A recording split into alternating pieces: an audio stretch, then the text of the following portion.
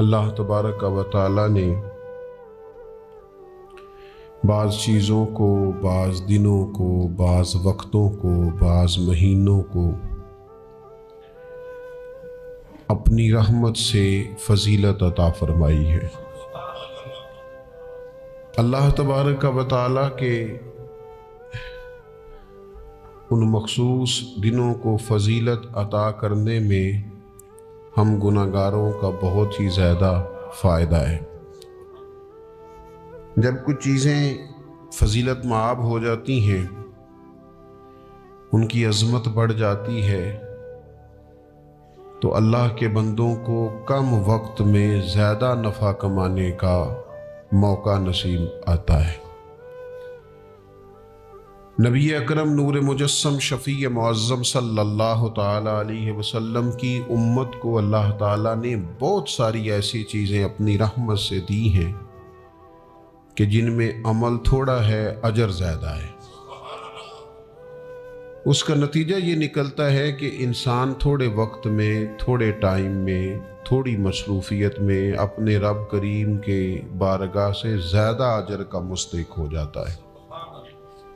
انہی مقدس، معتبر، معنی خیز ایام میں ایک بڑی فضیلت، زیادہ عظمت والا مہینہ ماہ رمضان المبارک ہے۔ قرآن مجید نے صراحت کے ساتھ اس ماہ مقدس کا نام لیا ہے۔ کیا معنی ہے؟ کہ یہ وہ مقدس مہینہ ہے جس کا میرے رب کریم نے نام لیا ہے، اللہ نے نام لیا۔ شہر رمضان الذی انزل فیہ القرآن، فرمایا رمضان کا وہ مقدس مہینہ ہے جس میں اللہ نے قرآن نازل فرمایا ہے۔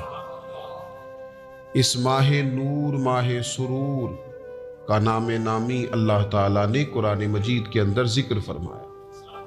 حضرت سلمان فارسی رضی اللہ تعالیٰ عنہ ارشاد فرماتے ہیں کہ شعبان المعظم کا آخری دن تھا، اگلے دن رمضان شروع ہونے والا تھا کہ رسول پاک علیہ السلام نے ہمیں رمضان کی فضیلت پر خطبہ ارشاد فرمایا۔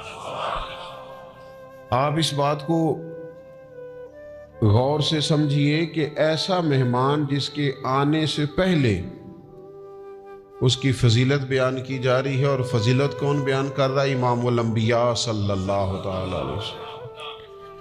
یہ صرف ہمارے دلوں کے اندر، امت کے دلوں کے اندر اس ماہ مقدس کی فضیلت کو اور اس کی عظمت کو بٹھانے کے لیے کہ پوری طرح تم اپنے ذہن میں اور اپنے دل میں ایک بات بٹھاؤ کہ ایک عظمتوں والا مہینہ تم پر سایہ فگن ہونے والا ہے، عظمتوں والا۔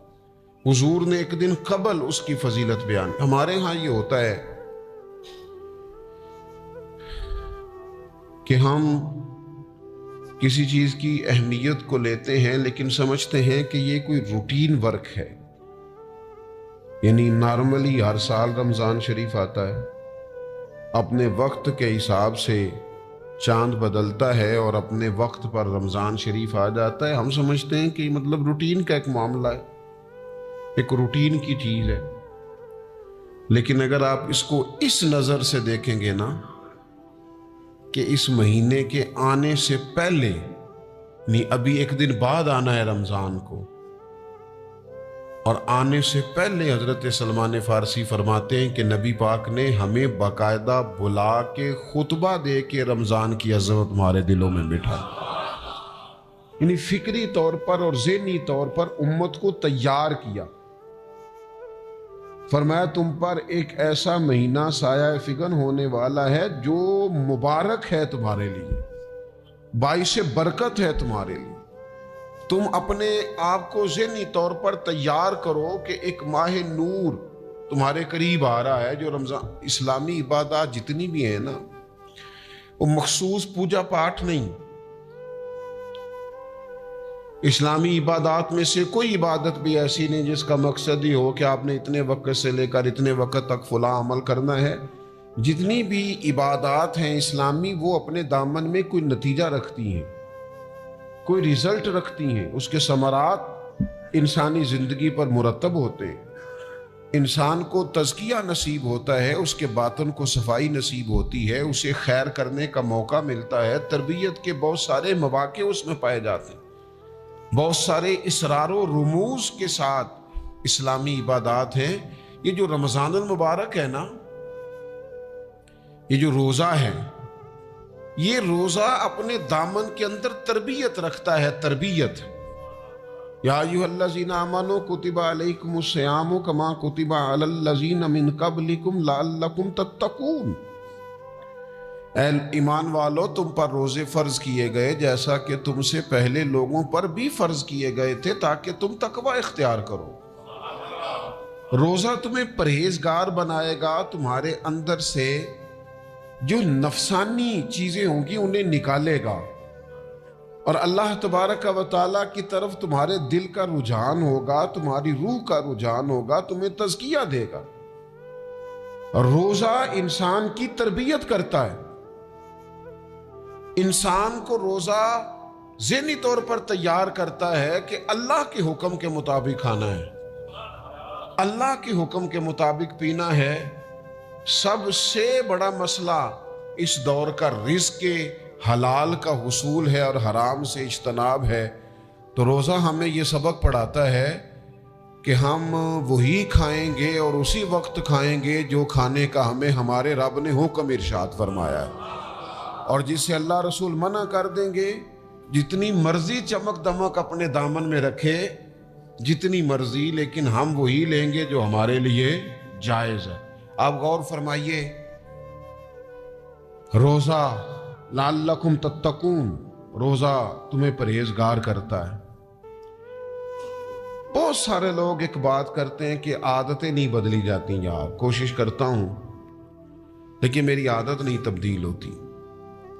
میں آپ کو ایک رائے دینے لگا ہوں، مشورہ دینے لگا ہوں، میں آپ سے یہ عرض کرنے لگا ہوں کہ موقع آیا ہے رمضان شریف کا۔ رمضان میں نا بندہ روٹین میں اپنی عادتیں بدلتا ہے۔ کسی کو سویرے 7 بجے کھانے کی عادت ہے، کسی کو 9 بجے کھانے کی عادت ہے، کوئی صبح ناشتہ نہیں کرتا، دوپہر میں ہی کھاتا ہے، لیکن رمضان آیا تو عادت بدل گئی۔ 7 بجے والا بھی نہیں کھا رہا، 9 بجے والا بھی نہیں کھا رہا، دوپہر والا بھی نہیں کھا رہا، سارے سحری میں کھا رہے ہیں۔ عادت بدل گئی، بالکل طبیعت بدل گئی، روٹین چینج ہو گئی۔ کوئی اٹھ رہا تھا صبح فجر میں، اللہ کی توفیق سے اللہ تعالیٰ معاف فرمائے تو کچھ ایسے بھی تھے جو 9-10 بجے اٹھ رہے تھے، کچھ الحمدللہ فجر پڑھ کے چلو کسی وجہ سے پھر سو گئے، 10-11 بجے اٹھ رہے تھے، روٹین بدلی ہوئی تھی۔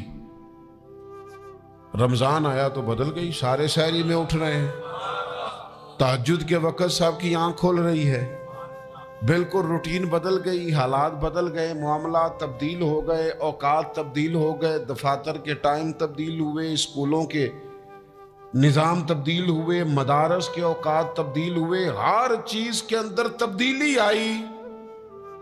معنی کیا ہے کہ اللہ نے تمہیں موقع دیا ہے کہ عادتیں بدلی جا سکتی ہیں، اپنے آپ کو تبدیل کیا جا سکتا ہے، لائف سٹائل کو چینج کیا جا سکتا ہے۔ یہ موقع آیا ہے، ایک مہینہ ہے پورا، 2-3 دن 4 دن آپ کی روٹین بگڑ جائے نا سونے کی، یعنی روٹین سے ہٹ کے آپ سونا جاگنا شروع کر دیں تو پھر وہی روٹین بن جاتی ہے، پھر اسی ترتیب سے انسان سارے کام کرتا ہے۔ تو رمضان میں روٹین چینج ہوگی، سارے تہجد میں اور سحری میں اٹھیں گے، تو اللہ کرے نا یہ روٹین قائم رہے۔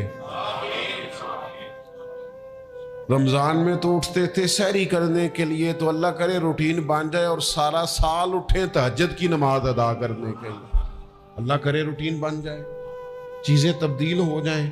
وہ لوگ جن کو ڈاکٹر کہہ رہے تھے کہ دوائی بھی کھانی ہے اور پرہیز بھی کرنا ہے، تو وہ کہہ رہے تھے جی دوائی کھانا تو آسان ہے، پرہیز کرنا مشکل ہے، تو بدلنے لگی ہے نا روٹین، آ گیا نا رمضان، پرہیز کا ٹائم شروع ہو گیا۔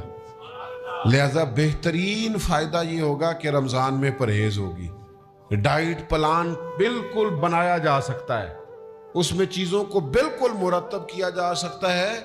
تو رمضان شریف کے آنے سے پہلے ذہنی طور پر اپنی عادات کی تبدیلی کا پروگرام بنائیں، عادتیں بدل جایا کرتی ہیں، رسول کریم دنیا میں آئے وَيُزَكِّيكُمْ، حضور تزکیہ کرنے تو آئے ہیں، عادتیں بدلنے تو تشریف لائے ہیں۔ نبی پاک نے صفائی ستھرائی کر دی، ساری ناپاک چیزوں کو نکال دیا۔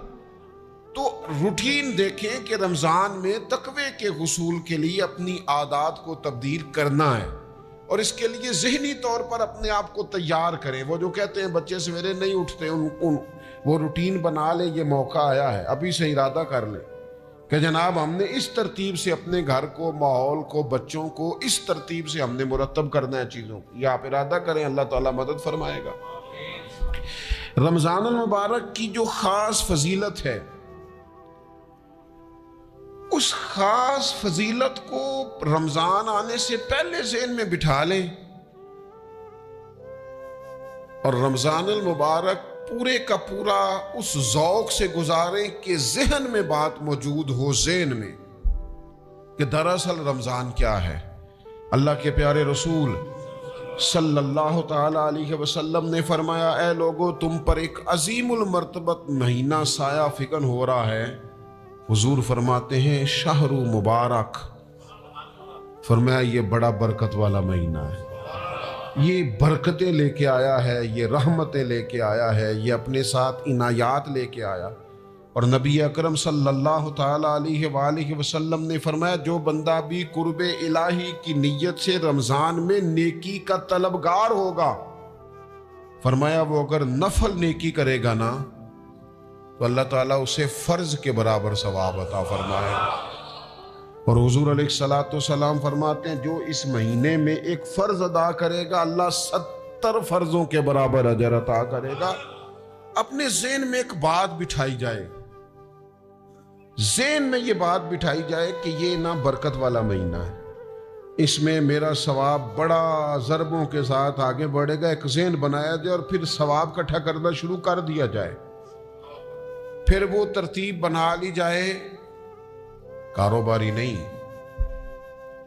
روحانی ترتیب، کاروباری نہیں، یعنی نئے سے نئے سٹال نہ تیار کیے جائیں، مہنگائی کیسے کرنی ہے اور کس طرح کر کے کن چیزوں کی آج کل مانگ ہوگی، کس ترتیب سے سودا پہلے ہی خریدنا ہے، مہنگا کیسے کرنا ہے، اللہ معاف کرے مصنوعی قلت کیسے پیدا کرنی ہے، کمائی کیسے کرنی ہے۔